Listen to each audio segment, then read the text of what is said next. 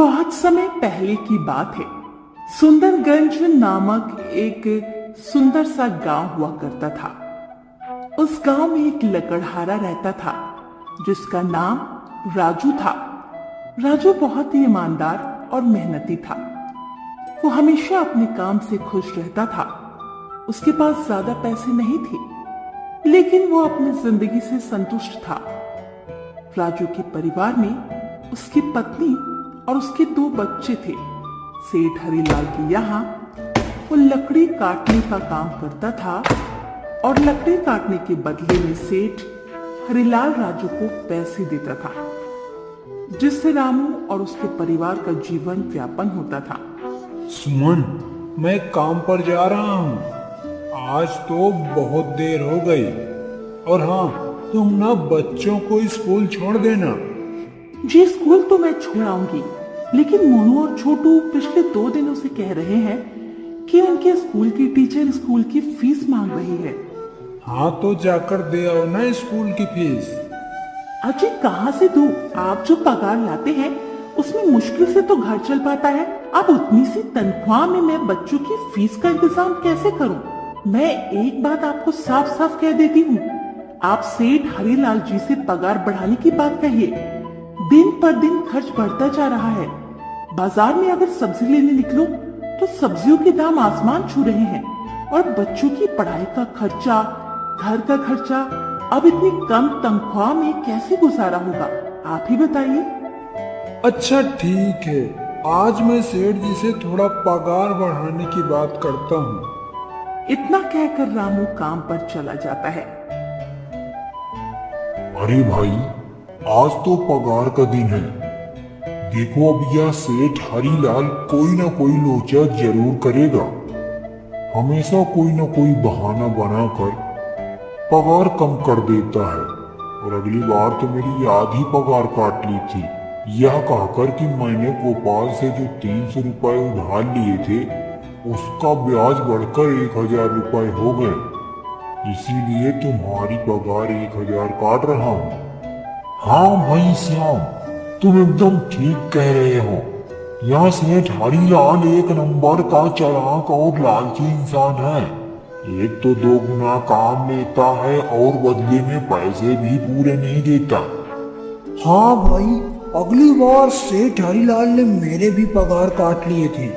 मैंने तो बस 2 ही छुट्टी ली थी, और जब मेरी पत्नी बहुत बीमार थी, और इस हरिलाल ने इस बात का फायदा उठाकर मेरी पूरी आधी पगार काट ली थी।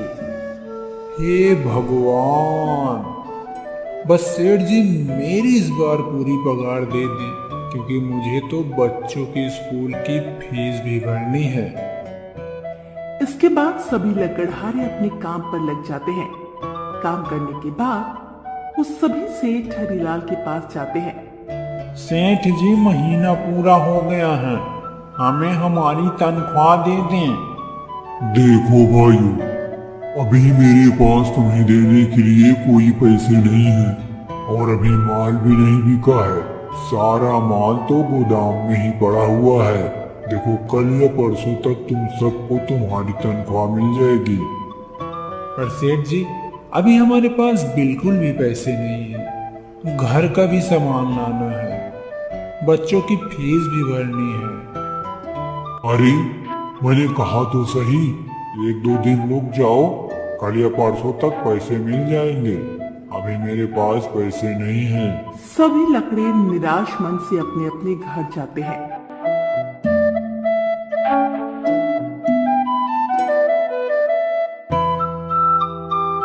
अजी, क्या हुआ?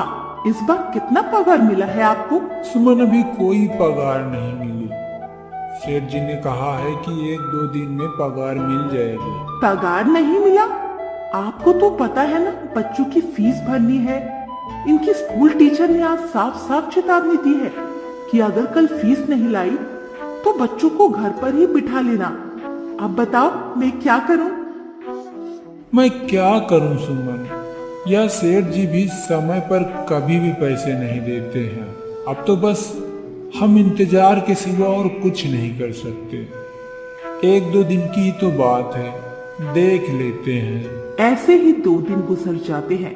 अरे गोपाल, ये लो अपनी इस महीने की पगार। जी, या तो बस 2000 रुपए हैं। मैंने तो इस महीने 3000 का काम किया है। हाँ, काम तो किया है, लेकिन तूने एक घंटे आराम ही तो किया है। यह पैसे उसी आराम के काटे हैं। पर सेठ जी, आपने तो कहा था कि 8 घंटे काम के महीने के 3000 मिलेंगे, और मैंने तो पूरे 8 घंटे काम किए हैं, 1 घंटे आराम। देख गोपाल, मुझे ज्यादा हिसाब किताब न समझा।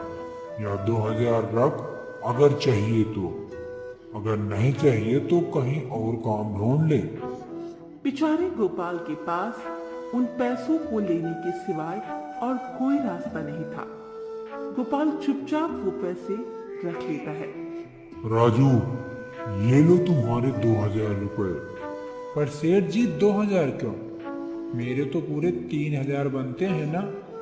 मैंने तो कोई छुट्टी भी नहीं की है, और ना ही कोई आराम। मैंने तो अपना सारा काम समय पर ही किया है। हाँ, समय पर तो किया है, पर इस समय बाजार में लकड़ियों का दाम काफी सस्ता हो गया है। इस वजह से अभी तुम्हें पगार कम ही मिलेगी, जब तक लकड़ियों का दाम नहीं बढ़ता। सेठ जी, बात तो 3000 की हुई थी ना। अब 2000 में कैसे घर चलाऊंगा? बच्चों की स्कूल की फीस भी भरनी है। सेठ जी, इस बार आप पूरे पैसे दे दीजिए ना। 2000 ही मिलेंगे। तुझे यह काम करना है तो कर, वरना कहीं काम ढूंढ ले। अरे भाई, सेठ हरीलाल तो एक नंबर का बेईमान इंसान है।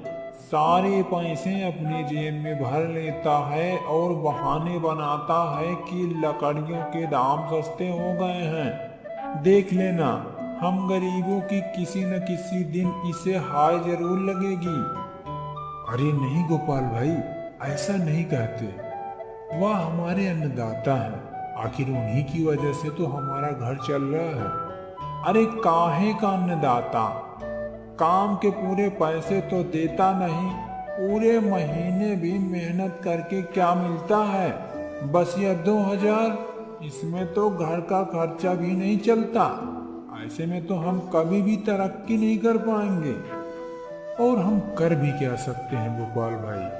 हमें लकड़ियाँ काटने के सिवा और कोई काम भी तो नहीं आता, और कोई काम खोलना भी चाहें तो इसके लिए हमारे पास इतने पैसे कहाँ से आएंगे?